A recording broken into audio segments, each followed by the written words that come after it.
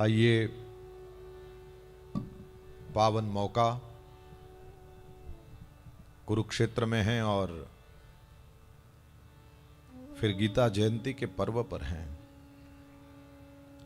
जैसे कि सब जानते हैं, आज भी कई लोग एकादशी मनाते हैं, गीता जयंती मनाते हैं और कल भी मनी जाएगी। मुझे बड़ा अच्छा लगता है जब ये दो बार पर्व जब पढ़ते हैं।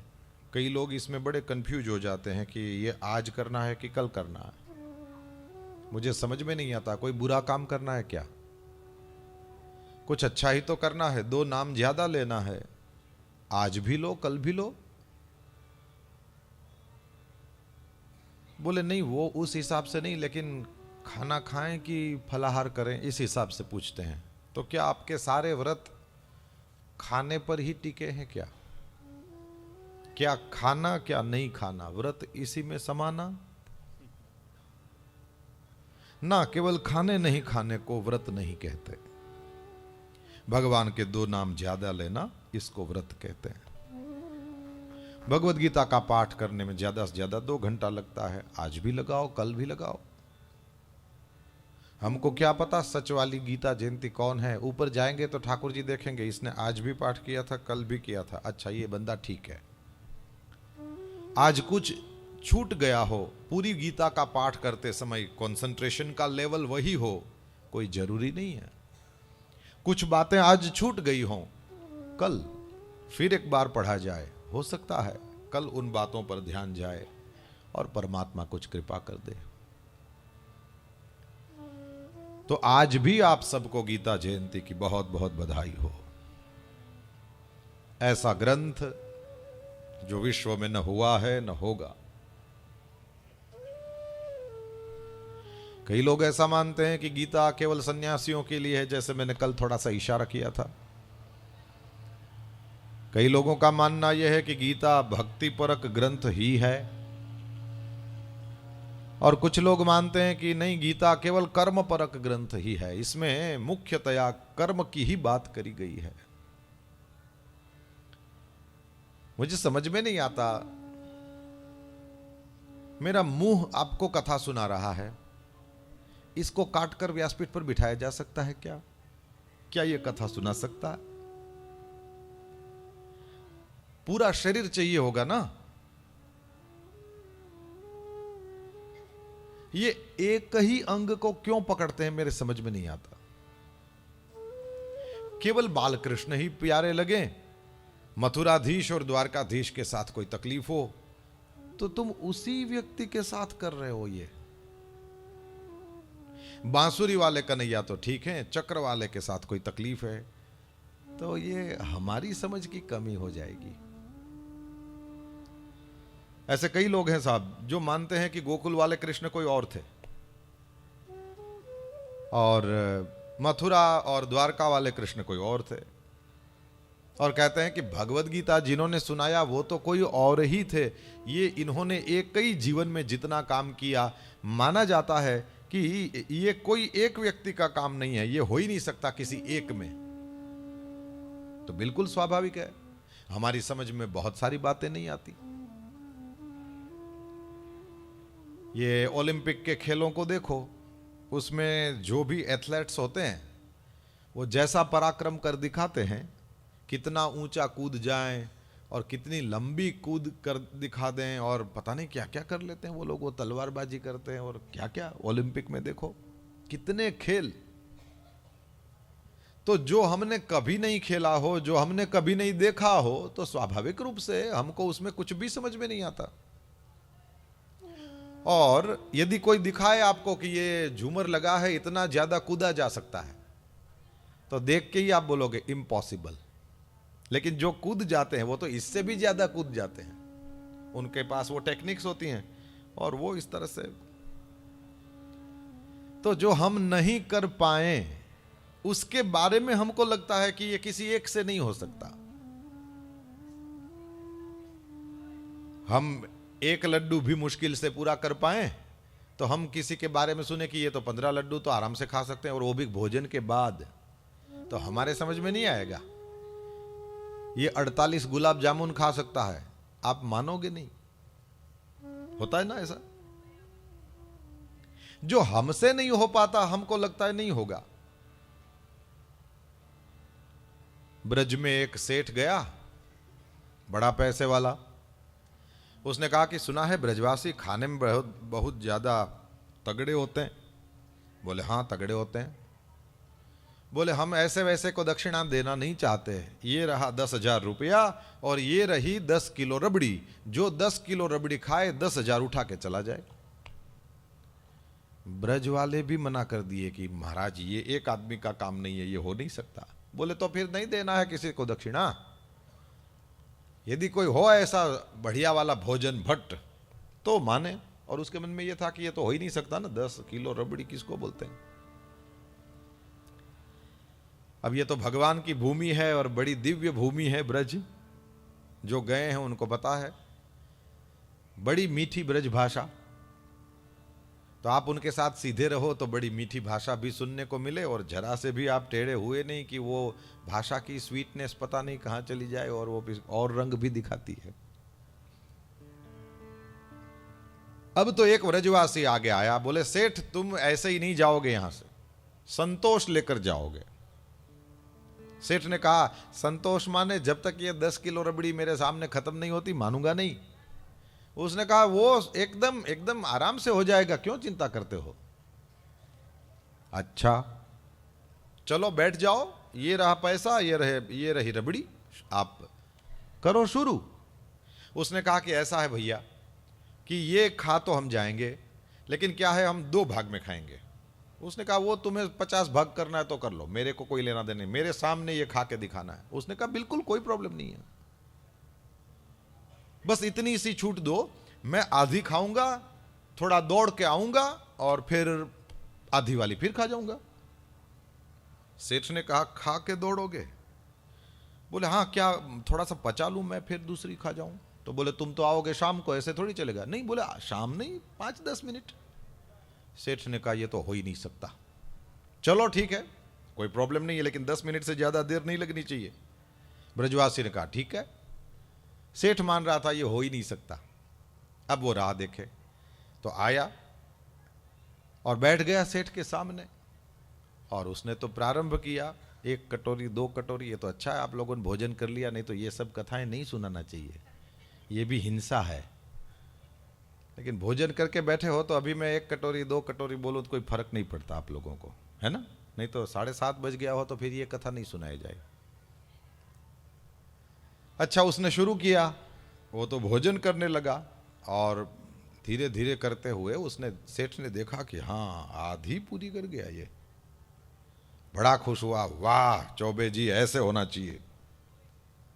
अब क्या करेंगे। बोले ये आधा मैंने कर लिया पूरा, अब थोड़ा दौड़ लगाऊंगा। सेठ ने कहा जाइए लगाइए, बैठे हैं हम यहीं पर, ये रही दक्षिणा, इसको कोई हाथ नहीं लगाएगा, आप ही की है। और सच में 5-7 मिनट हुआ होगा मुश्किल से, फिर से दौड़ कर आ गया और बैठ करके शुरू कर दिया जैसे कभी रबड़ी देखी न हो। सेठ ने कहा ऑलरेडी 5,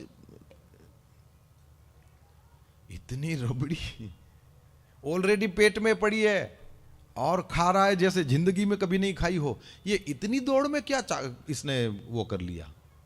और आराम से बैठते हुए वो तो रबड़ी पा रहा है, पूरी की पूरी रबड़ी सफा चट। और कहा लाइए दक्षिणा। सेठ ने तो पहले कहा दक्षिणा बाद में, पहले मुझे आपको दंडवत करने दो। ऐसी जठराग्नि किसी की सुनी नहीं देखी नहीं।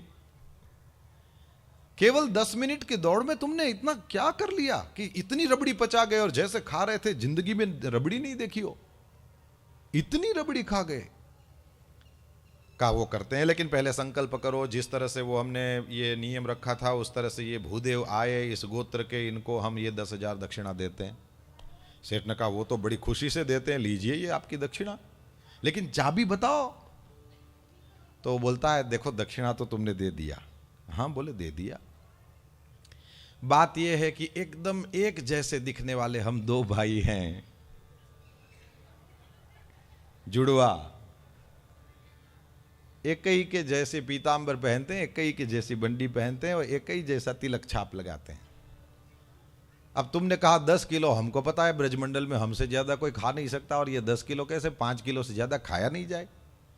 अब तुम्हें भी तो संतोष देना था, और देखो अभी मैंने ये बात खोल दी, नहीं तो पहले तुम संतुष्ट ही थे, इसलिए बड़ी खुशी से दक्षिणा दिया हो। पर एक ही जैसे दिखने वाले हम दो हैं, तो आधा इसने खाया आधा मैंने खाया, ये एक ही हुआ। दक्षिणा लेके जय जमुना मैया कह के चला गया। तो जो हमसे नहीं होता, वास्तव में हमको भरोसा नहीं होता कि इतना भी कोई कूद सकता है, इतना भी कोई खा सकता है, इतना कोई ये कर सकता है। श्री कृष्ण परमात्मा के बारे में सबको बहुत ज्यादा आश्चर्य होए, सब यही कहें कि ये किसी एक का काम नहीं है, हो ही नहीं सकता।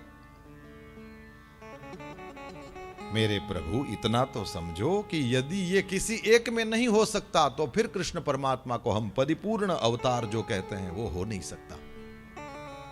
यदि ऐसे 4-5 हो गए तो फिर कोई गुण तो श्री राम में प्रकट है, कोई गुण तो श्री नृसिंह नारायण में प्रकट है, कोई गुण तो वराह भगवान में प्रकट है, कोई गुण तो परशुराम वामन में प्रकट है, कोई बुद्ध में कल्कि में प्रकट है। फिर कौन सी इसमें नवाई की बात है? वहां कहां आश्चर्य रहा? ये सब इन्हीं एक में था, इसलिए ये सब अंशावतार, कलावतार, आवेशावतार हुए। लेकिन श्री कृष्ण परमात्मा, कृष्णस्तु भगवान स्वयं, ये साक्षात प्रकट पर ब्रह्म परमात्मा है। जैसे बड़े सरोवर से छोटे छोटे कई नाले निकलते हैं, कई झरने निकलते हैं, इसी तरह उस एक पर ब्रह्म से ये सारे अवतार प्रकट हुए। तो दूसरे अवतार हैं और श्री कृष्ण अवतारी हैं। जैसे जीव अंश है और परमात्मा अंशी है, इस तरह ये सारे अवतार हैं और परमात्मा अवतारी है। कृष्ण परमात्मा ने, क्योंकि वे स्वयं परिपूर्ण थे, इसलिए उनका किया हुआ भी परिपूर्ण। एक भी लीला ऐसी नहीं कि उनको फिर से करनी पड़ी हो। पूतना को मारा, परमानेंट। अघासुर बकासुर आदि सबका उद्धार किया, परमानेंट। किसी का उद्धार किया और किसी को बचाया, परमानेंट। कहीं भी ऐसा नहीं कि कोई कमी रह गई। 16,108 राजकन्याओं को बचाना था, ऐसा बचाया कि उनको फिर जीवन में कभी उस कारागार को देखना नहीं पड़ा। 20,800 राजाओं को बचाया, ऐसा बचाया कि उन्हें फिर कभी गुलामी को देखना नहीं पड़ा।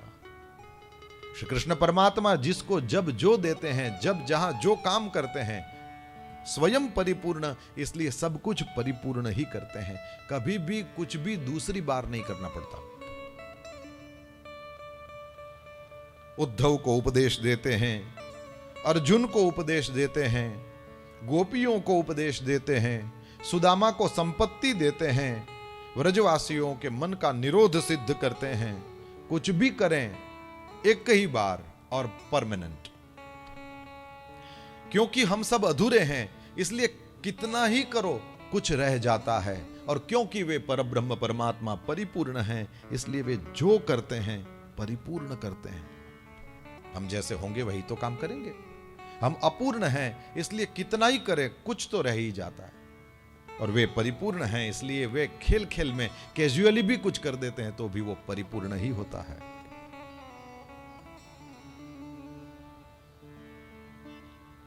भगवान ने भगवत गीता का उपदेश दिया है, यह आधा अधूरा हो ही नहीं सकता। कोई केवल उससे कर्म निकालने की चेष्टा करते हैं, कोई उससे केवल ज्ञान ज्ञान ज्ञान ही निकालने की चेष्टा करते हैं, कोई उसमें केवल भक्ति ही देखते हैं। ये एकांगी चिंतन हुआ या ये एकांगी दर्शन हुआ। गीता को छोड़ो, मेरा आपका जीवन ना चले इन तीनों में से किसी एक के बिना भी।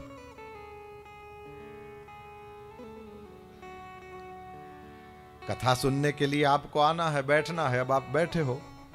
सुनना कर्म हुआ, हंसने वाली बात आए तो हंसना, ये ज्ञान हुआ। समझने वाली बात आए तो समझना, ये ज्ञान हुआ। और प्रेम से कथा सुन रहे हो तो ये भक्ति हुई। इसी तरह से सामने वाले बैठे हुए सभी श्रोताओं को समय से आकर के कथा सुनाना कर्म है। समझपूर्वक ये सारी बातें मुझे भी समझ में नहीं आती तो आपको कैसे बताऊंगा, और जितना मुझे समझ में आता है उससे हो सकता है आधा भी यदि आपको संस्कृत में बोलता चला जाऊं तो ना समझ में आए। तो फर्ज क्या है, सामने वाले के स्तर तक नीचे उतरो और उनके लेवल पर आकर के उनकी समझ में आए ऐसी बातें बताओ, ये ज्ञान हुआ। और यदि प्रेम से समझाया जाए, क्योंकि ये नियम है, केवल यहां से बोला जाएगा यहां तक जाएगा और यहां से बोला जाएगा यहां तक जाएगा। कैसे करते हैं, संकल्प क्या है, मैं ये कर रहा हूं इससे मुझे करना क्या है, इसमें मेरा हेतु क्या है, और आप सुन रहे हैं इसमें आपका हेतु क्या है। यहां तो नहीं देखा ज्यादा मैंने, नहीं तो मैं इतने सालों से कथा सुनाता हूं तो मुझे कहीं कहीं इस तरह के लोग भी देखने को मिलते हैं। वो मेरे सामने ऐसे बैठे होते हैं। ये ऐसे यदि आप बैठे हो तो कोई खराब नहीं है, पर इसका मतलब मैं कह रहा हूं वो इस तरह से दिखाते हैं कि भागवत में क्या है ये हम सब जानते हैं। अब हम देखते हैं आप कहां गलती करते हो, क्या चीज छूट जाती है, ये इसके लिए हम बैठे हैं।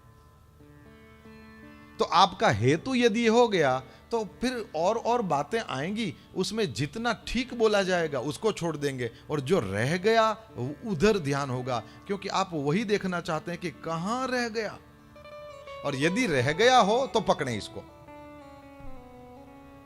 नहीं ऐसे लोग हैं कि ऐसा सवाल लेकर के घूमते रहते हैं, सबको पूछते हैं और यदि वो उत्तर ना दें तो बोलते मैंने इनको पूछा इनको भी नहीं आया, इनको पूछा उनको भी नहीं आया, उनको पूछा उनको भी नहीं आया। तो प्रश्न से इतना प्रेम कि उस प्रश्न का कोई उत्तर दे दे तो जैसे बेटा मर गया हो इतना दुख हो। उत्तर मिल जाए तो, नहीं मिले तो बड़े प्रसन्न। प्रश्न से प्रेम करने वाले लोग देखे होंगे आपने, इतना ज्यादा अपने सवाल से प्रेम करते हैं कि वो सवाल का सामने वाला जवाब न दे सके, बड़े खुश होते हैं। देखो पूछा इनके नहीं है, दुर्योधन के ससुर जी का नाम नहीं आता, दुर्योधन के ससुर।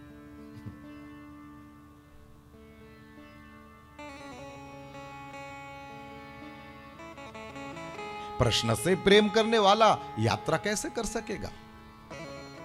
आवश्यकता है यात्रा करनी है तो हम जो बात कर रहे हैं, कर्म ज्ञान भक्ति सब चाहिए। मेरे आपके शरीर की यात्रा भी यदि हम तीनों को साथ नहीं रखते तो नहीं चल सकती। तो फिर ये उपदेश कैसे पूरा होता यदि एकांगी होता, यदि चिंतन एकांगी होता तो वो परिपूर्ण परमात्मा के द्वारा दिया गया नहीं माना जाता। परिपूर्ण परमात्मा जब प्रवचन करता है उस समय वो वही प्रवचन करेगा जो सबके काम का हो और सर्वदा काम का हो। ये सबके लिए है, हमेशा है। इससे पहले भी मैं आपके सामने ये निवेदन कर गया, दोनों सेनाओं के बीच में रथ रख करके गीता गाने का मतलब है सुनना हो तो सबके लिए है।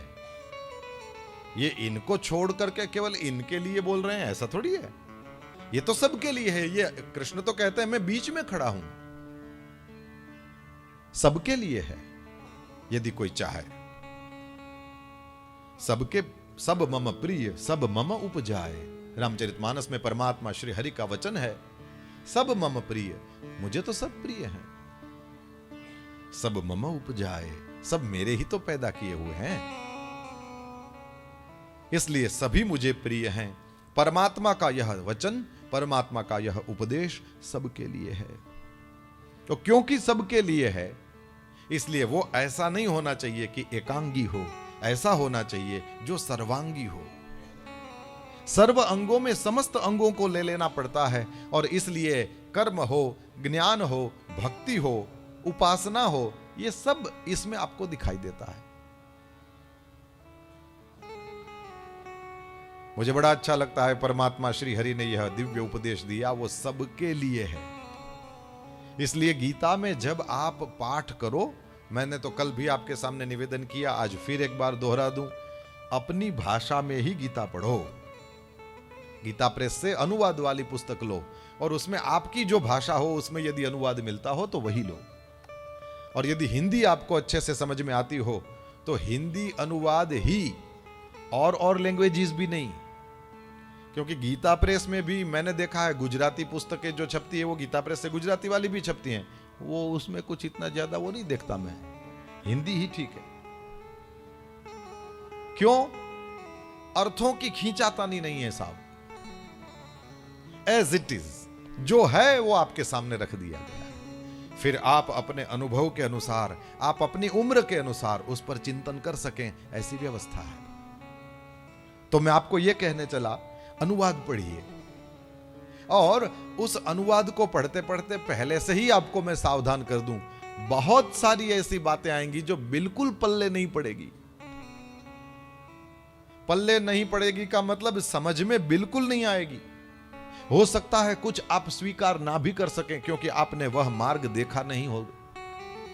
केवल जो कर्म में पड़े हैं उनको भक्ति की बात बताया जाए, ज्ञान की बात बताया जाए, क्या समझेंगे वे लोग?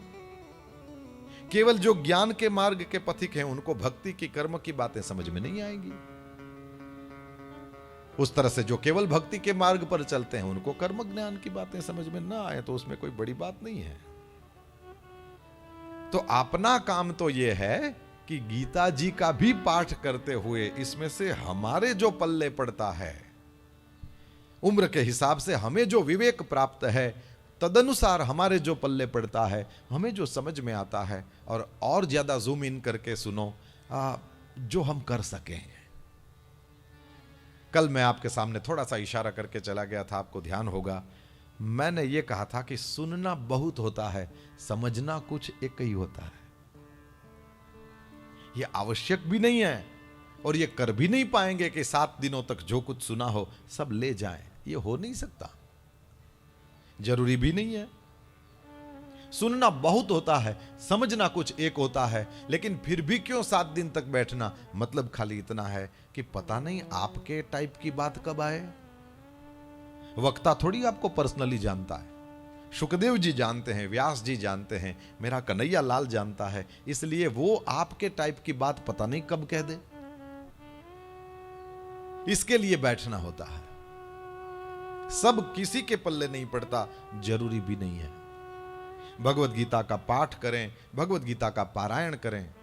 यदि आपको अच्छा लगे, मैं 2 चीजें बताऊंगा। एक तो ये कि अर्थ वाली गीता उठाओ, जिसमें आपको आपकी भाषा में कुछ समझाया जाए। एक तो अर्थ वाली ही गीता उठाओ, और दूसरा, यदि थोड़ा सा भी भक्ति के मार्ग पर आगे बढ़ने का मन हो, क्योंकि प्रेम का मार्ग अपने आप में महनीय मार्ग है। कर्म हम छोटे बच्चे होते हैं तो उस समय भी नहीं कर पाते, बहुत बड़ी अवस्था के बाद भी तो कर्म नहीं कर पाते, ठीक है ना? छोटा बच्चा क्या करता है? कुछ नहीं। और एकदम वृद्धावस्था के बाद, जैसे छोटा बच्चा कभी कभी करवट नहीं ले सकता, उस तरह बड़ी उम्र के बाद भी कहां करवट ली जा सकती है। छोटा बच्चा अपना कपड़ा खुद नहीं संभाल सकता, बड़ी उम्र के बाद भी यही दशा।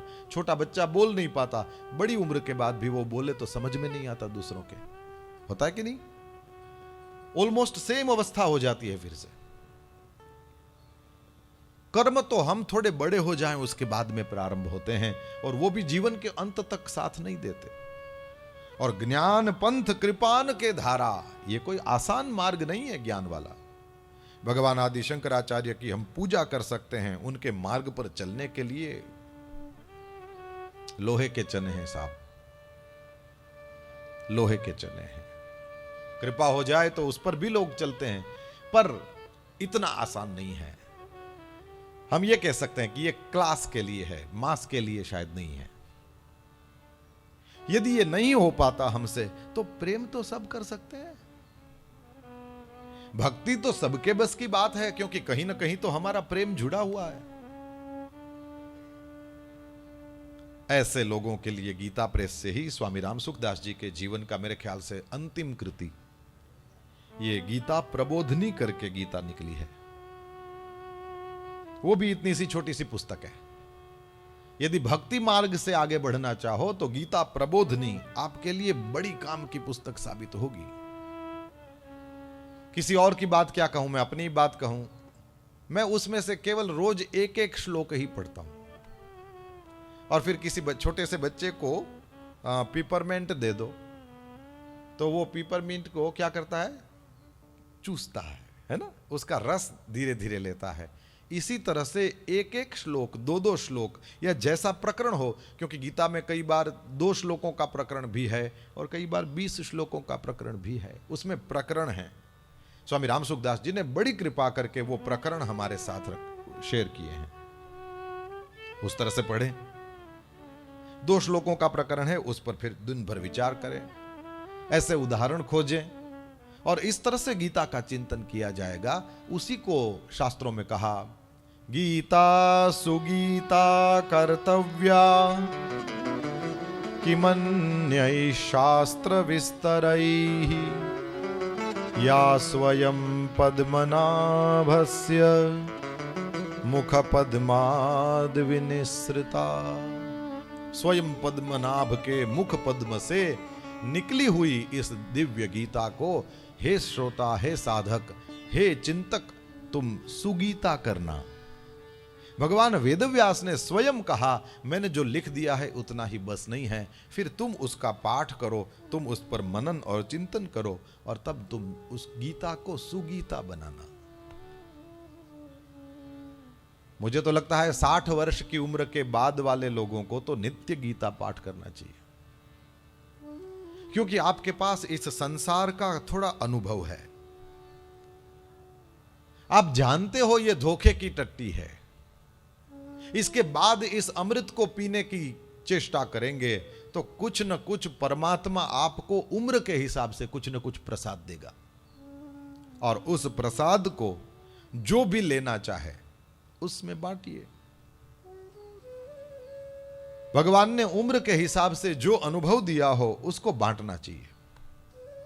अरे एक अच्छी सब्जी बनाना आता हो तो भी इस चीज को बांटना चाहिए। ऐसा नहीं कि मैं अपना फॉर्मूला किसी को नहीं बताऊंगा ये ऐसी कोई जरूरत नहीं होती इसमें। ऐसा हो तो हम ये काम ही नहीं कर सके। हमारा काम ही फॉर्मूले बांटना है सुखी होना है ये करो, दुखी होना है ये करो, सब टाइप के उदाहरण हैं इसमें। इसके जैसा करो, सुखी दुखी होगे। गीता प्रबोधनी पढ़िए, अवसर दें परमात्मा तो 2-2, 4-4 श्लोकों का स्वाध्याय करें। उम्र के हिसाब से भगवान कुछ न कुछ प्रसाद देंगे। श्री कृष्ण परमात्मा कोई ये न माने कि इसमें कर्म की कोई बात नहीं बोले हैं, पूरा कर्म योग तो है ही है। भगवान श्री कृष्ण ने कहा, देखो अर्जुन, ऐसा है काम करने के मामले में अभी तुम्हारे सामने क्या कर्तव्य उपस्थित है उसको देख के आगे चलो। मुझे ये बड़ा अच्छा लगता है। भगवान श्री कृष्णचंद्र अर्जुन को जो कुछ कहते हैं सब वे करके आए हैं, तब कह रहे हैं। ये अर्जुन को नहीं कह रहे हैं तेरे चाचे मामे को मार, स्वयं भी अपने मामा को मार करके खड़े हैं यहां।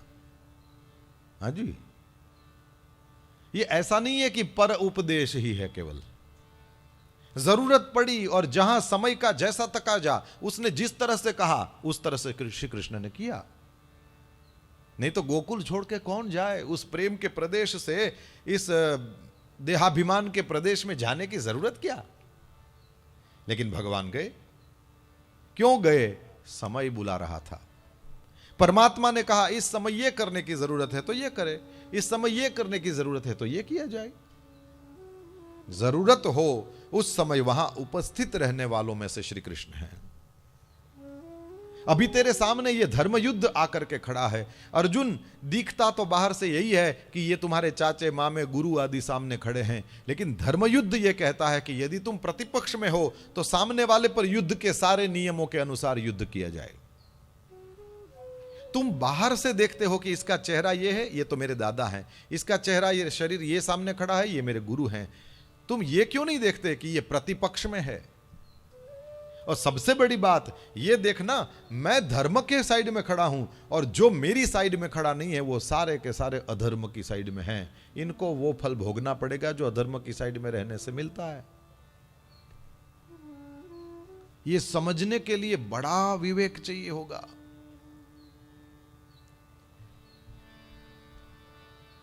मीराबाई ने गोस्वामी तुलसीदास जी को पूछा था, अब इस घर में रहना मुश्किल हो गया साहब, क्या करूं? और राजस्थान जैसा मर्यादा का प्रदेश, किसी परिवार की बेटी और किसी परिवार की ये कुलवधू, कुल की मर्यादा, वेद लोक की मर्यादा, मेरे भजन की, मेरे गिरधर नागर की मर्यादा, मुझे समझ में नहीं आता मुझे क्या करना चाहिए। और गोस्वामी जी से पूछा, बाबा आप बताओ मुझे क्या करना चाहिए। गोस्वामी जी ने विनय पत्रिका का एक पद लिख करके भेज दिया। जब घर में न रह पाए तो क्या किया जाए? गोस्वामी जी कहते हैं, जाके प्रिय न राम बैदे,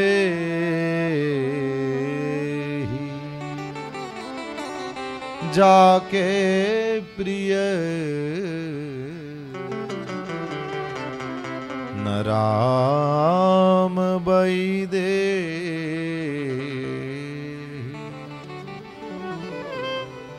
तजिए ताहि कोटि बैरी सम, तजिए ताहि कोटि बैरी सम, यद्यपि परम स्नेही,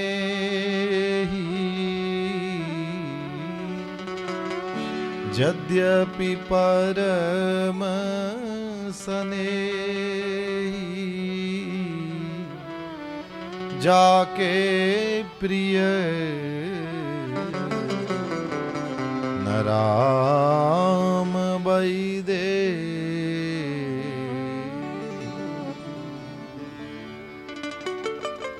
नारायण नु नाम ज लेता, हे वारे तेने तजिए रे, मनसा कर्मणा वाचा करीने, हे लक्ष्मी वरने भजिए रे, नारायण नु नाम ज लेता, वारे तेने तजिए रे। ये नरसिंह मेहता का है, भाव वही है। यद्यपि परम स्नेही, जाके प्रिय न राम बैदे।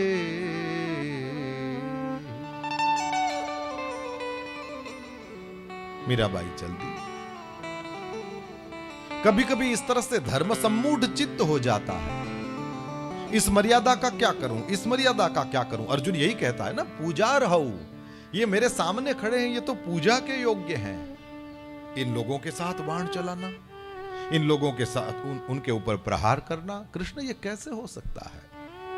भगवान ने कहा तुम बाहर का पैकिंग देख रहे हो इसलिए मुश्किल में पड़े हो, ये नहीं सोच रहे कौन खड़ा है, ये तो देख रहा है, क्यों खड़ा है ये तो देख,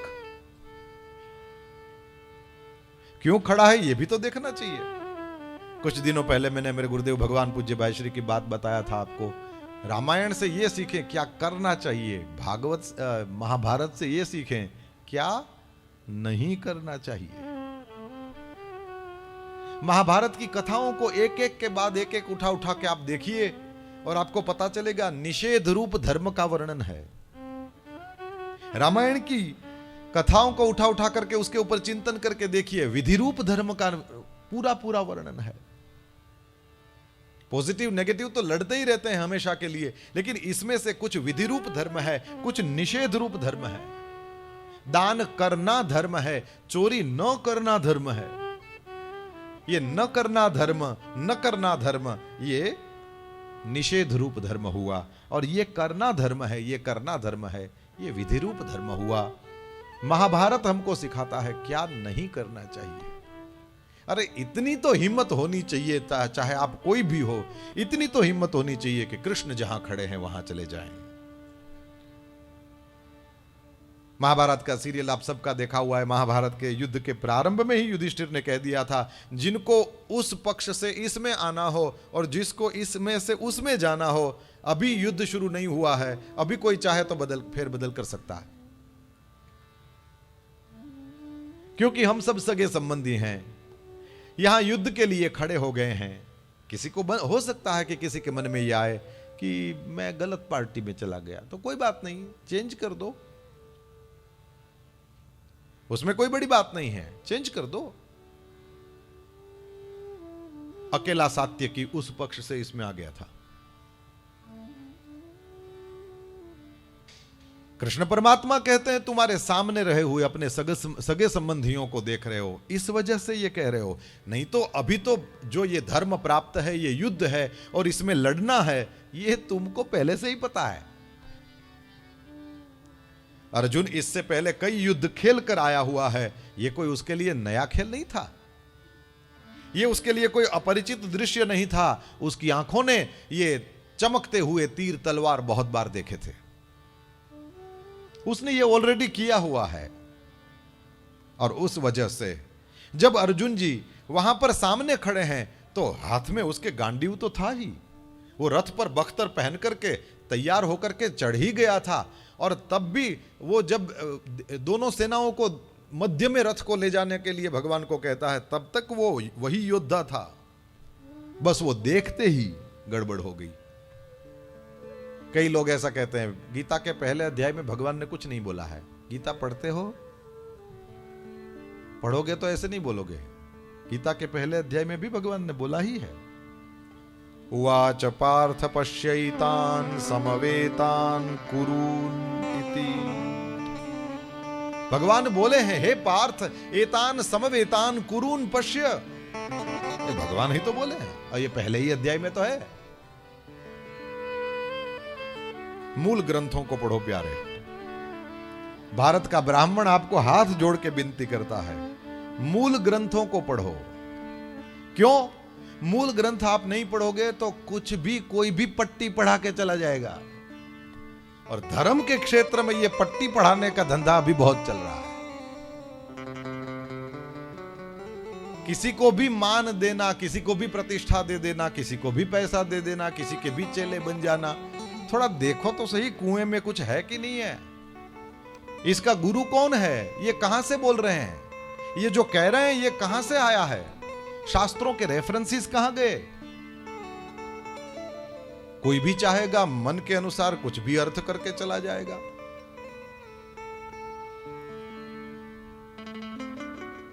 कहीं भी मानवाधिकार की चर्चा करने लगेंगे।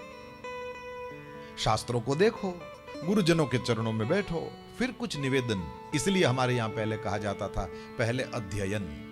देखिए 4 चीजें हैं। पहले अध्ययन, फिर जो अध्ययन किया है उस पर आचरण,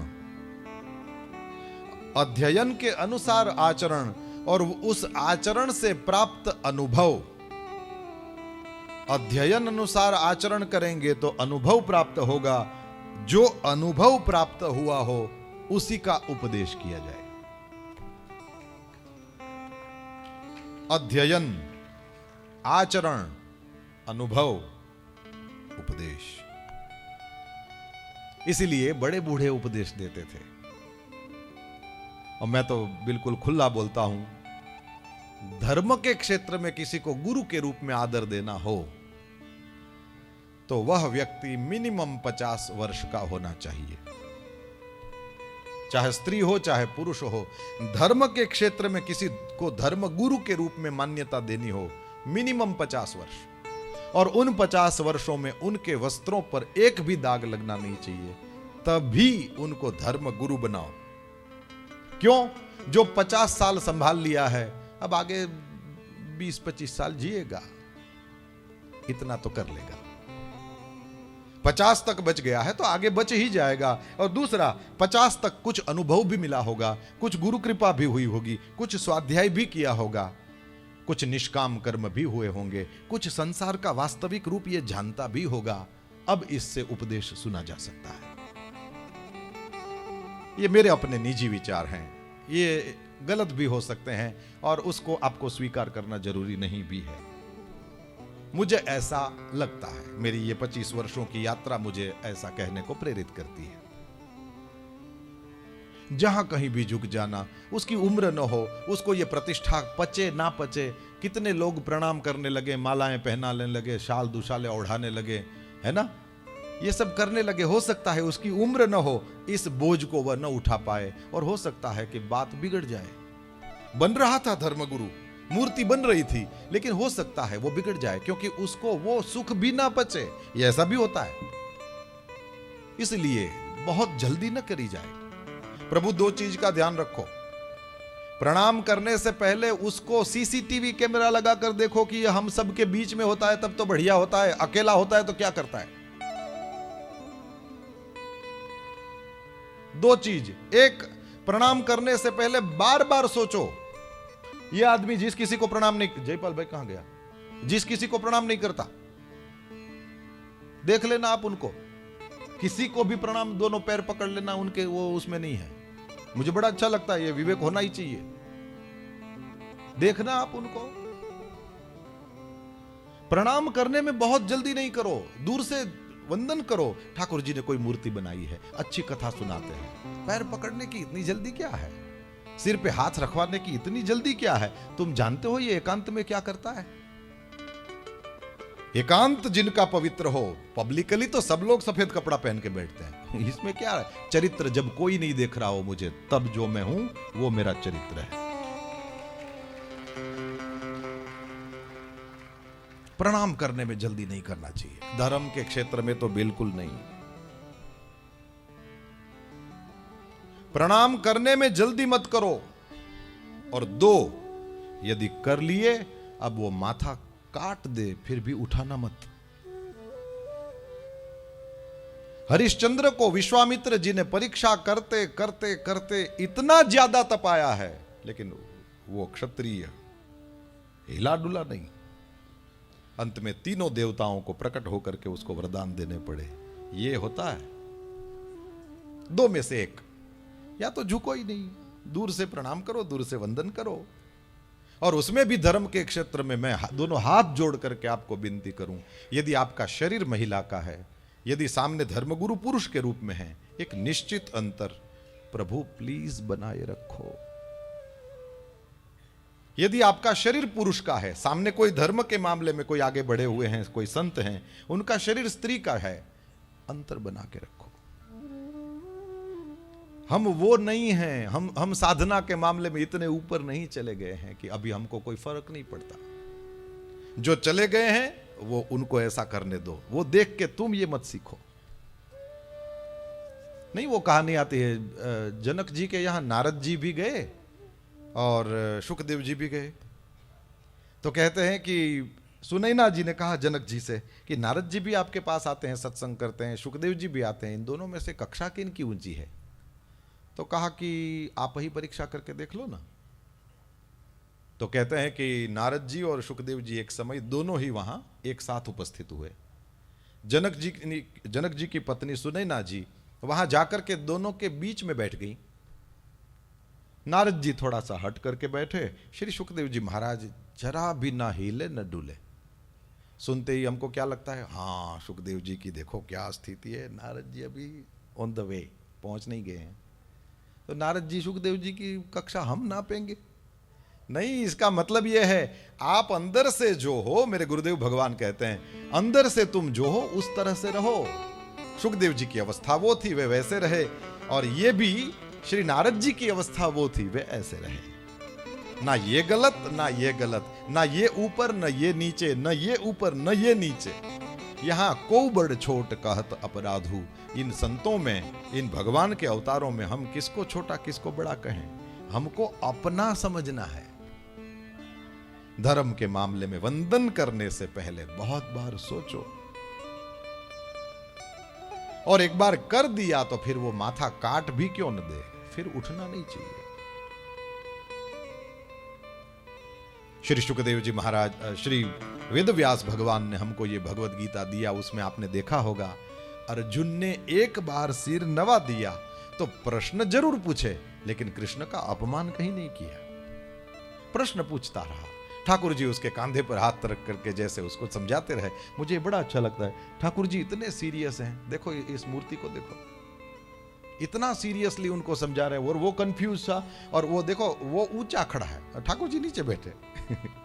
उसी तरह से है कि पहले तुम अपने को भगवान साबित करो, बाद में मैं मानूंगा कि नहीं मानूंगा देखूंगा। और ठाकुर जी बिल्कुल भी घबराए बिना, वो जैसा है, वो जहां है, वो जैसे कहता है वैसे करते गए। सेनयोर उभयोर मध्ये रथम स्थापय, आज्ञा देता है दोनों सेनाओं के बीच में मेरे रथ को ले जाओ। और देखो ठाकुर जी कितने बढ़िया वाले, हां पार्थ ले चलता हूं करके तुरंत घोड़ों को बीच में लाए। देख ले, और जैसे ही रोने लगा, अब भगवान खड़े हुए। अशोच्यानन्वशोचस्त्वं प्रज्ञावादांश्च भाषसे, गतासु न गतासूंश्च नानुशोचन्ति पंडिता, क्लैब्यं मास्मगमः पार्थ। फिर भगवत्ता प्रकट होने लगी। फिर केवल सारथी न रह करके वे पार्थ सारथी फिर तो प्रकट हो गए भगवान के रूप में, और वे दिखाने लगे कि देख मैं कौन हूं। बहुत सोच समझ करके कहता हूं, सामने जो मोहरे दिख रहे हैं इसको मत देख, वे किसकी साइड में खड़े हैं वो देख। जब मैं स्वयं खड़ा हूं, यदि मेरे वचनों के अनुसार भी कोई धर्म के मार्ग पर खड़ा होगा तो मैं उसके साथ ही होऊंगा। तो मैं प्रत्यक्ष रूप में, मैं लाइव यहां खड़ा हूं, फिर तो उन लोगों की इतनी तो अकल होनी चाहिए ना कि भगवान धर्म की साइड में है, अब तो चेंज कर दें। लेकिन इतना भी नहीं कर पाए और फिर फल भोगा उन्होंने। और ये अच्छा हुआ, बहुत अच्छे लोग भी उस साइड में खड़े थे। द्रौपदी के वस्त्रों का जब हरण हुआ उस समय विकर्ण उस सभा में उठ करके बोला था कि ये गलत हो रहा है, लेकिन जब युद्ध हुआ तो विकर्ण भी साइड चेंज नहीं कर पाया था, इसलिए उसका भी जय सियाराम हुआ। भीष्म भी गिरे, द्रोण भी गिरे, कृपाचार्य बच गए थे, सात्यकी बच गया था, कुल 10 लोग बचे थे बस, नाम दो वो सब गिरे।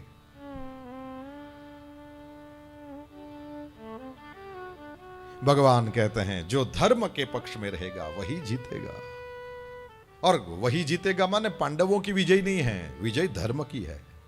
कौरव नहीं हारे हैं क्योंकि वे तो मोहरे हैं, अधर्म हारा है, असत्य हारा है, सत्य ही जीता है। कृष्ण धर्म के पक्ष में रहते हैं। धर्म जिस समय जो हमको आज्ञा दे तदनुसार हम करेंगे तो हम भी विजय को ही प्राप्त करेंगे। इस समय तेरा फर्ज है अर्जुन, इस समय तो तुम्हें केवल और केवल अपने फर्ज का पालन करना चाहिए। बिना कर्म के भी नहीं चलेगा, बिना भक्ति के भी कहां जाओगे, बिना ज्ञान के भी चलेगा नहीं। कैसे चलना, कैसे बोलना, कैसे उठना, कैसे बैठना, ज्ञान है। जिसके पास बैठे हैं उसके साथ यदि प्रेम से बैठे हैं, ये भक्ति हो गई। अब बैठना कर्म है ना। हर चीज में हमको इन तीनों की जरूरत रहेगी, कहां भाग कर जाएंगे। इसलिए भगवान ने भी इतनी छोटी सी बुक में परिपूर्ण उपदेश ही दिया है। इस समय धर्मयुद्ध उपस्थित है, अब तुम्हें और कुछ नहीं करना चाहिए। कर्मणो ह्यपि बोद्धव्यम बोद्धव्यम च विकर्मणः अकर्मणश्च बोद्धव्यम गहना कर्मणो गतिः।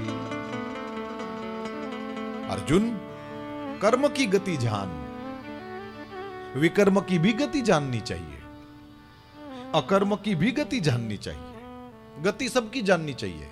पर यह भी ध्यान रखना कि यह कर्म की गति जानना कोई सामान्य काम नहीं है। नहीं, लोग ऐसा कहते हैं, जो अच्छे लोग हैं वे बड़े दुखी होते हैं और बुरे लोग हैं वो बड़े आनंद में हैं। तुमको किसने कहा वो आनंद में है? वो दिखते हैं नहीं। जैसे सुविधा होना एक चीज है और सुखी होना दूसरी चीज है। बड़ा सा कमरा बनाया जा सकता है, उसमें बड़ा सा बेड लगाया जा सकता है, उसमें 2 एयर कंडीशनर मशीन लगाए जा सकते हैं, उन दोनों को चालू किया जा सकता है, और बढ़िया सा वो कंबल लेकर के ओढ़ा भी जा सकता है, बड़े वाले गद्दे पर बैठ कर सो करके। लेकिन नींद कहां से लाई जा सकेगी? नींद सुख है, बाकी जो भी लिस्ट आपके सामने रखा गया वो सुविधा है, और सुख और सुविधा ये अलग है। किसी को सुविधापूर्ण तो कहा जा सकता है, लेकिन किसी को सुखी कहने के लिए बड़ी विवेक की जरूरत पड़ेगी। फिर इस तरह से कोई दुविधा में हो सकता है, लेकिन कोई दुखी है कि नहीं, यह देखना पड़ेगा। कर्म की गति भी जाननी होगी अर्जुन, क्योंकि अलग अलग कर्म अलग अलग समय के अनुसार फलते हैं ना। जैसे आपने पानी पिया, उसका फल तुरंत, किसी को गाली दो, फल तुरंत नहीं। इसमें हंसना था, कोई नहीं, मैं बताता चलूंगा, इसमें क्या है, अभी इसमें हंसना था, ये भी बताएं, इसमें कौन बड़ी बात है। किसी को गाली दो, तुरंत फल मिलता है, लेकिन भोजन करो, तुरंत फल नहीं मिलता। धीरे धीरे खुराक अंदर जाएगी, धीरे धीरे फिर उसका पचना शुरू होगा और फिर आप पुष्टि को प्राप्त करेंगे। तुलसी का पौधा एक जगह से उठाओ, दूसरी जगह लगा दो, सवेरे लगाया होगा, शाम को लग जाएगा। लेकिन गुलाब का पौधा ले आओ, सवेरे लगाए हुए गुलाब के पौधे में शाम को गुलाब खिलने लगेंगे क्या? टाइम लगेगा ना थोड़ा। अच्छा 10-12 दिन 15 दिन लेंगे क्या? चलो इतना दिन लिया, तो अब गेहूं बो दो, 10-12 दिन में गेहूं उगने लगेगा क्या? 1.5 महीना किसी को भी देना पड़ेगा। अब आम का फल लगाओ, 1.5 महीने में आम आ जाएंगे क्या? नहीं। इस हाइब्रिड के जमाने में भी 2 साल तो लगता ही है। फिर जैसी भूमि और जैसा बीज। अब देखो यही बोना हुआ, लेकिन बोने बोने में फर्क है, क्योंकि वस्तु बदल गई और इस वजह से फिर फल आने में लगने वाला समय भी अलग अलग हो गया। इसी तरह से जैसा कर्म करते हैं उस कर्म के अनुसार फल मिलता है, उसके फलने का अलग अलग समय होता है। कुछ कर्म तो ऐसे भी होते हैं जो इस जन्म में फल नहीं दे पाते, उसके लिए फिर एक और जन्म लेना पड़ता है। ये दूसरा जन्म लेकर हम आगे बढ़ते हैं और पिछले वाले जो कर्म फल देना बाकी रह गया उसी को हमारे यहां प्रारब्ध कहा जाता है। किस्मत बोलते हैं, नसीब बोलते हैं, प्रारब्ध बोलते हैं, क्या क्या बोलते हैं पता नहीं। हर कर्म तुरंत फल नहीं देता। कर्म की गति जान अर्जुन, गहन है, लेकिन ठाकुर जी कहते हैं जाननी चाहिए। विकर्म की भी गति जाननी चाहिए। जो कहा गया है किया जाए तो कर्म है, जो कहा गया है वो न किया जाए और जो नहीं कहा गया है वो किया जाए तो विकर्म होता है। विकर्म की भी गति जानना चाहिए। ऐसा कहा है तो ऐसा करो, यदि ऐसा नहीं करोगे तो फिर ऐसा होगा, यह भी जानना चाहिए। और अकर्मणश्च बोद्धव्यम, ना ही आगे ले जाए ना ही पीछे जाने दे, जहां पड़े थे वहीं के वहीं पड़े रहें। यदि ऐसा करेंगे तो क्या मिलेगा, यह भी जानना चाहिए। गहना कर्मणो गति ही, ये कर्म की गति बड़ी गहन है साहब। मुझे तो सीधी सादी भाषा में कहना हो, मैं तो विद्यार्थी हूं, मैं कोई विद्वान पंडित तो हूं नहीं।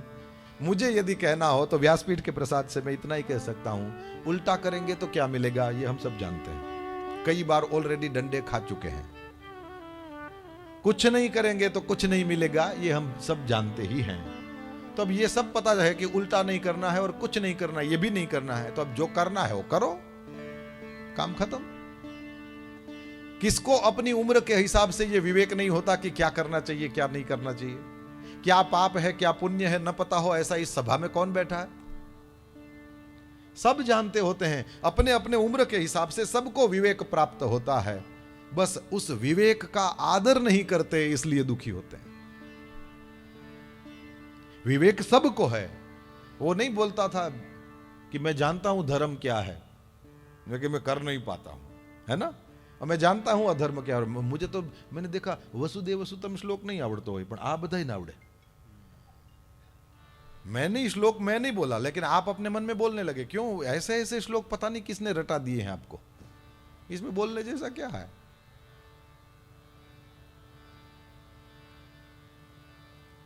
कर्म हो कि अकर्म हो कि विकर्म हो, ये सारी बातें हमारे लिए अलग अलग हो सकती हैं। हमको इतना तो उम्र के हिसाब से विवेक प्राप्त है, हमको करना क्या चाहिए। और श्री कृष्ण परमात्मा ने अर्जुन को कहा, अर्जुन इसलिए मुझे तो लगता है कि तुमको निरंतर आसक्ति से रहित होकर सदा कर्तव्य कर्मों को भली भांति करते रहना चाहिए। तस्मादसक्तः सततम कार्यम कर्म समाचर। कार्यम करने योग्य। कार्यम कर्म समाचर, करने योग्य कर्म है उसको करो। और बड़ी विवेक की जरूरत पड़ेगी, क्योंकि दिन भर आप अलग अलग कई जगहों पर जाते हैं, पहुंचते हैं, बैठते हैं, उठते हैं, और जहां जो कर्तव्य हो वहां वो करो। डाइनिंग टेबल पर बैठे हो, भोजन कर रहे हो, उस समय तो कम से कम वहां टेलीफोन आपके या आपके मोबाइल फोन आपके पास नहीं होना चाहिए। नहीं, कई महिलाएं अपने पति को देख रही हैं, सुनो तुम्हारे लिए आया, देखो खाने के टाइम पे खाया करो, हाथ में फोन लेके बैठे रहते हो। महाराज जी सही कह रहे हैं मेरी सुनते नहीं, इनकी सुनो। भोजन का समय है, वहां फोन का क्या काम है? 10 मिनट तो लगते हैं, 10 मिनट भी तो अपने परिवार के साथ बैठना नहीं। मुझे बड़ा अच्छा लगता है, कई लोग ऐसे हैं जो बिजनेस का फोन अलग रखते हैं, घर का अलग रखते हैं, बिजनेस वाला रविवार को बंद। बहुत अच्छा।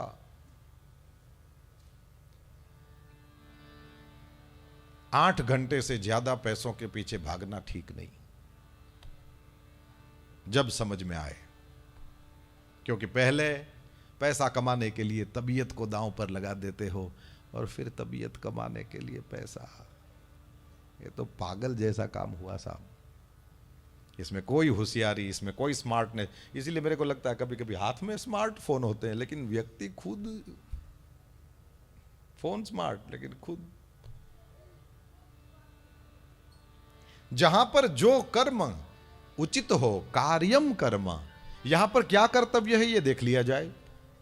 यहां पर बैठ करके मुझे मोबाइल फोन में खेलना है, यहां पर बैठ करके मुझे ये काम करना है, यहां पर बैठ कर मुझे ये करना है, आप सोच लो। और हर जगह, क्योंकि दिन में हम कई जगहों पर बैठते हैं, इस वजह से सवेरे जैसे ही आप बाथरूम में गए, स्नान किया, तब से आपके जिस जगह पर हैं, यहां क्या करना है, वहां से वो विवेक शुरू हो जाता है। रात में बेड में घुसने तक कई जगहों पर आप जाते हैं, वहां पर ये किया जाना चाहिए कि नहीं किया जाना चाहिए, सोचो। तस्माद असक्तः सततम, असक्त हो जाओ, कर्मों के ऊपर ध्यान दो, लेकिन फल के ऊपर ध्यान मत दो। क्यों? वो तो मिलना ही है। अब आपने पानी पिया तो आपको कोई स्विच दबाना पड़ेगा कि प्यास बुझ जाए। आपने रोटी खाया तो इसके बाद में कोई स्पेशल आसन करना पड़ेगा कि ये जो खाई हुई खुराक है वो आपको पुष्टि दे ना। ये ऑटोमेटिक सिस्टम है, ये अपने आप ही होता है। हमारा आपका क्या काम है? बोले कर्म करते समय हम उन कर्मों पर ध्यान दें। क्या ध्यान?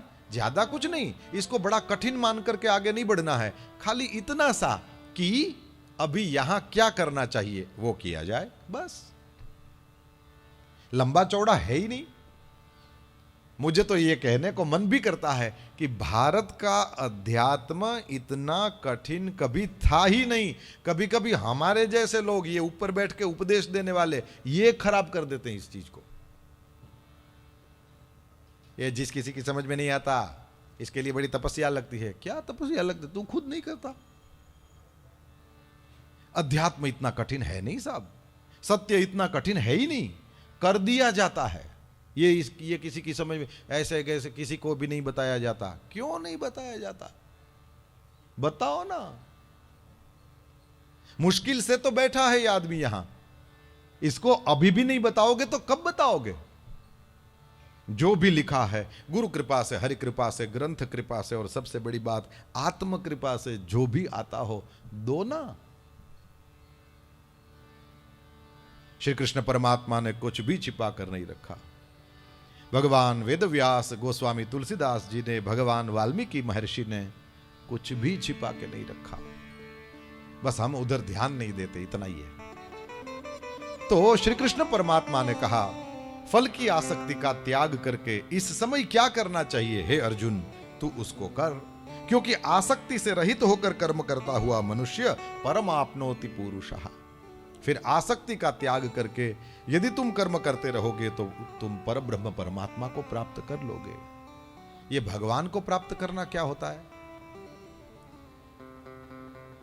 भगवान को प्राप्त करने का मतलब है जीवन में आनंद का आना, जीवन में सुख का आना, जीवन में शांति का आना, जीवन में तृप्ति और संतोष का आना ही भगवान का आना है।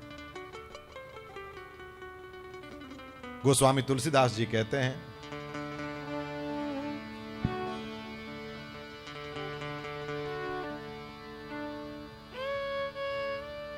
जो आनंद सिंधु सुख राशि,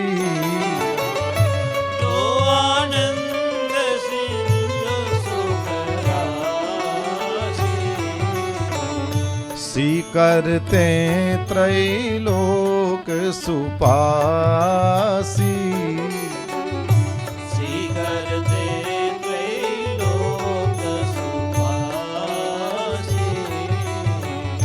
सो सुख धाम राम यस नामा, सो सुख धाम राम यस नामा, अखिल लोक दायक विश्रामा, अखिल लोक दायक विश्रामा, जो आनंद सिंधु सुख राशि, जो आनंद सिंधु सुख राशि, सी करते त्रैलोक सुपासी, सी करते त्रैलोक सुपासी, जो आनंद सिंधु सुख राशि, सो सुख धाम।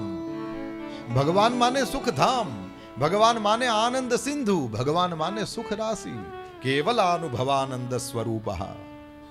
परमेश्वर कौन है? अनुभव में आने वाला आनंद, अनुभव गम्य भजहि जहि संता, यही भगवान है। सीधी सादी चाबी है, कौन नहीं समझता है। आसक्ति छोड़ करके कर्म करने वाला व्यक्ति कहते हैं कि वो परमात्मा की प्राप्ति करता है। भगवान श्री हरि ने कहा, जनकादि ज्ञानी जन भी आसक्ति रहित कर्म के द्वारा ही परम सिद्धि को प्राप्त हुए थे। इसलिए लोक संग्रह को देखते हुए भी तू कर्म करने के ही योग्य है, अर्थात तुझे कर्म करना ही उचित है। कृष्ण परमात्मा कहते हैं, जनकादि को देखो, ये तो स्वयं विदेह थे, और विदेह ऐसे लोगों ने भी कर्म किए। ऐसे लोगों ने कर्म क्यों किया? बोले ऐसे लोगों ने कर्म किया लोक संग्रह को देखकर। कल इस शब्द को मैंने आपकी सेवा में रखा था, आप जानते होंगे। ये लोक संग्रह कहते हैं किसी और को सिखाने के लिए किया गया कर्म, ये लोक संग्रह है। पिताजी दादाजी को प्रणाम करते हैं, क्यों? अपने बच्चे को सिखाने के लिए। क्योंकि ये यदि ये कहें कि पैर पड़, तो वो बच्चा कहेगा कि क्यों भाई? बोले नहीं, पिताजी को प्रणाम करना चाहिए, मैंने तो आपको दादाजी को प्रणाम करते कभी नहीं देखा। वचन से ज्यादा कर्म से असर होता है। जैसे ही नित्य यदि पिताजी दादाजी को प्रणाम करेंगे तो बच्चे को बोलना नहीं पड़ेगा।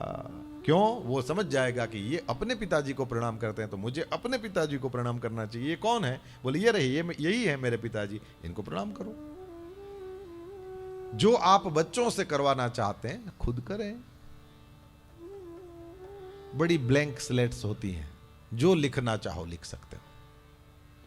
ये लोक संग्रह है, यानी दूसरों को सिखाने के लिए। अभी यहां नहीं बैठे हैं इसलिए बोल सकता हूं, महाराज जी को कथा सुनने की जरूरत है। क्या लगता है?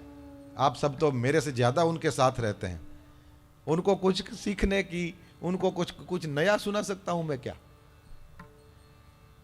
क्या है उनके लिए जानने योग्य, क्या बाकी है? क्यों? ये सारा ज्ञान प्राप्त करके जो करना चाहिए ये तो ऑलरेडी सालों से कर रहे हैं, तो फिर क्यों? यही जवाब श्री कृष्ण ने दिया है। अर्जुन, ऐसा है श्रेष्ठ पुरुष जो आचरण करता है, अन्य लोग भी वैसा वैसा ही करते हैं। ये जवाब है। कहते हैं कि ये जो कुछ प्रमाण कर देता है, समस्त मनुष्य समुदाय उसी के अनुसार चलता है। हे अर्जुन, मुझे इन तीनों लोकों में न तो कुछ कर्तव्य है और न कोई भी प्राप्त करने योग्य वस्तु है, फिर भी मैं कर्मों में ही बरतता हूं, फिर भी मैं कर्म करता रहता हूं। क्योंकि हे पार्थ, यदि कदाचित मैं सावधान होकर कर्मों में न बरतूं तो बड़ी हानि हो जाए। क्यों? क्योंकि मनुष्य सब प्रकार से मेरे ही मार्ग का अनुसरण करेंगे। कर्म करते हैं परमात्मा, यज्ञ करते हैं, दान देते हैं, बैठकर पुराण सुनते हैं। सुनहि राम यद्यपि सब जानहि। रामचरितमानस में भी रघुनाथ जी ब्राह्मणों से पुराण आदि की कथाएं सुनते हैं। क्यों? यदि ह्यहम न वर्ते यम जातु कर्मण्य तंद्रितः मम वर्तमान वर्तन्ते मनुष्याः पार्थ सर्वशः।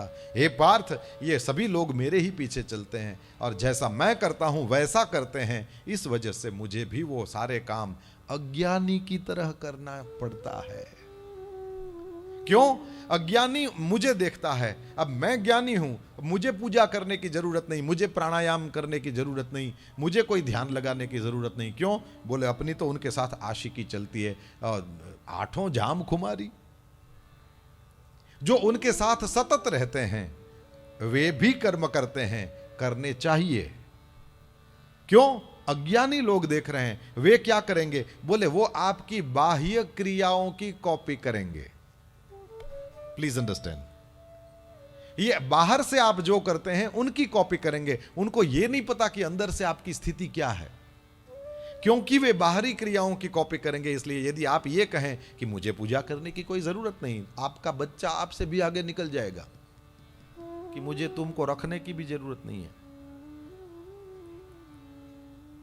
आप जो करोगे उसमें वो आपसे आगे निकलेंगे। इसलिए कोई मुझे देख रहा है उस तरह जियो, चाहे एकांत में चाहे सबके साथ, लेकिन कोई मुझे देख रहा है, उनकी दृष्टि में मैं हूं। हो सकता है कभी मुझे कुछ सुनना पड़े यदि मैं ठीक से ना रहूं, और किसी मार्ग पर आप हो तब जाके ये सारी सीरियसनेस की जरूरत होती है। यदि खाना पीना, बच्चे पैदा करना, एक दिन मर ही जाना है, तो ये सारे अनुष्ठान मेरे आपके लिए है ही नहीं। वो तो 2 पैर वाला पशु ही है, उससे तो वो पशु अच्छे हैं क्योंकि वे 4 पैर वाले तो हैं। वे अपने पशुत्व में बिल्कुल स्थित हैं। हमको बनाया भगवान ने, चोला दिया मनुष्य का, और फिर 4 लोग हमको साधक के रूप में जाने, 4 लोग हमको ये बड़े पढ़े लिखे लोग हैं इस तरह से जानते हों, ये बड़े संभ्रांत कुल से हैं इस तरह से हमें जानते हों, और हमारा बर्ताव यदि ऐसा ना हो। भगवान के रूप में दुनिया श्री कृष्ण को जानती है, उसके बाद में उनकी जिम्मेदारी कई गुना बढ़ जाती है। इसलिए कहा यदि मैं इस तरह से ना रहूं तो फिर अर्जुन ये तो सब मेरे पीछे आने वाले हैं और ये सब खड्डे में गिरेंगे। और ये कोई भेड़ों की चाल थोड़ी है, ये तो धर्म का मार्ग है। यहां तो प्रत्येक व्यक्ति को अपना मार्ग प्रशस्त करना होता है। इसलिए असक्त हो करके ठाकुर जी ने जो जैसे जहां रखा है उस तरह से उसी में अपने प्रसन्नता को बनाए रखते हुए फिर यात्रा करें। असक्त होकर यात्रा करने में मजा यह है कि एक तो आप अपनी योग्यता के अनुसार पूरा पूरा उसमें अपने सामर्थ्य को उड़ेल देंगे, एक। दूसरा, उसके बदले में आपको कुछ नहीं चाहिए। जैसे शंकर भगवान ने जहर पी लिया, उसी घटना को देख लो ना। यहां उनमें जितनी ताकत थी, उनमें जितना सामर्थ्य है, तदनुसार उन्होंने उसको यहां से नीचे तक नहीं उतर दे दिया। अच्छे से अच्छा किया, न कोई बाहर वाला जला, न खुद को कुछ हुआ। अच्छे से अच्छा काम किया। दूसरा, क्यों किया? बोले तदर्थम, भगवान ने बुलाया है, भगवान ने कहा है कि ये शिव जी को, तो भगवान महादेव ने कहा मेरे प्रभु की आज्ञा हो तो कोई सवाल ही नहीं है, मेरे प्रभु के लिए मुझे करना है, बिल्कुल करूंगा। और सबसे बड़ी बात, असक्त, मुक्त संग, आसक्ति नहीं। फल मिलना हो मिल जाए, नहीं मिलना हो कोई फर्क नहीं पड़ता। आज ही पूरी पृथ्वी की मानवता मिलकर के ये निश्चित कर दें कि अगले सावन में कोई शिव जी की कोई पूजा नहीं करेंगे। बस एक ही दिन, रामनवमी एक दिन, जन्माष्टमी एक दिन, इस तरह से शिव जी का भी कोई एक दिन निश्चित कर दो। ये महीना भर पूजा क्या है? यदि हम सब मिलकर के कर लें तो शंकर भगवान को कोई फर्क नहीं पड़ता। वे ही हैं जो हैं। क्यों? उन्होंने ये सब आप लोग महीना भर मेरी पूजा करो, इसके लिए वो जहर नहीं पिया था। ये हम सब कृतज्ञ हैं उनके प्रति, उस वजह से करते हैं। हम पूजा ना करें, भगवान को क्या फर्क पड़ता है? हम भोग न लगावें, भगवान को क्या फर्क पड़ता है? द्वारका जी में वो खा लें, वहां उनके एक दिन में 13 बार भोग लगता है। हमारे घर में हम भोग न लगाएं, कोई फर्क पड़ता है ठाकुर जी को? ना। जगन्नाथ जी के यहां तो कभी भी भोग लगता रहता है, क्या फर्क पड़ता है? ठाकुर जी वहां खा लेंगे। भोग लगाने से फर्क पड़ता है आपको हमको। क्यों? पहले वो आइटम थी और जैसे ही ठाकुर जी के चरणों में रख दी गई, तुलसी का पत्ता रख दिया गया, अब वो कोई खाने की मिठाई नहीं है, अब ये प्रसाद है। और आप देखो, खाने की मिठाई यदि थोड़ी बहुत कोई गिर जाए तो कोई ध्यान भी नहीं देता, थोड़ा बहुत नीचे गिर गया और कोई ध्यान नहीं देता। लेकिन यदि ये कह दिया जाए कि लेंगे, प्रसाद है, इसके बाद कण भी गिरने नहीं देते, प्रसाद है। बिना बांटे खाते नहीं, जहां तक हो सके ज्यादा से ज्यादा लोगों में बांटने की कोशिश करते हैं। प्रसाद बुद्धि होते ही कितना बड़ा फर्क पड़ जाता है। तो भगवान को क्या फर्क पड़ेगा हम भोग न लगावें? हमको बहुत फर्क पड़ता है। हम 1 महीना शिव जी की सेवा न करें, हमको, ये शिव जी को कोई फर्क नहीं है। जो फर्क है वो मुझे आपको है। परब्रह्म परमात्मा उसी तरह से रहते हैं। तदर्थम कर्म कौन्तेय मुक्त संगः समाचर। अच्छे से अच्छा करते हैं, बिना आसक्ति के करते हैं, और उनके लिए करते हैं जिनके लिए प्रेम है। ऐसे परमात्मा ने दिव्य भगवद गीता का उपदेश दिया है। थोड़ा बहुत मैं आपको रोज इसलिए चखाता रहता हूं कि किसी को एक बार मन हो जाए और एकाध पारायण तो कर ले। नहीं, व्यापारी लोग कहते हैं सर ये भी है मेरे पास, मेरे ये भी है, ये भी है, ये इसको आप देखिए, इसको देखिए, ये देखिए। एक भी सैंपल यदि सामने वाले को पसंद आ जाएगा, हो सकता है वो थोड़ा उसको खरीदे।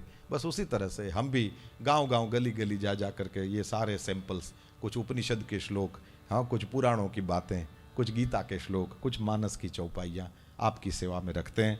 सर ये देखिए, ये भी बहुत अच्छा है, सर ये देखिए, ये आपको सुखी करेगा, सर इसको देख करके ट्राई करिए, ये भी, ये सुख का मार्ग है, ये भगवद गीता है, आप देखो इसको।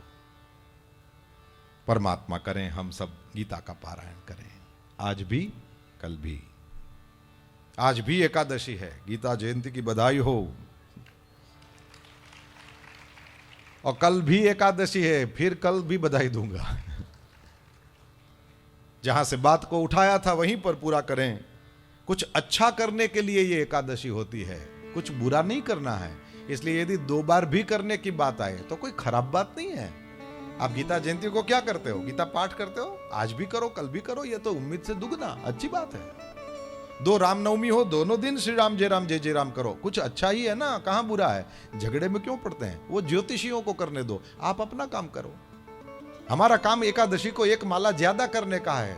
शुरू हो जाओ, ATM, एनी टाइम माला। मेरे प्रभु को प्रणाम करता हूं। आइए परब्रह्म परमात्मा का चिंतन करें।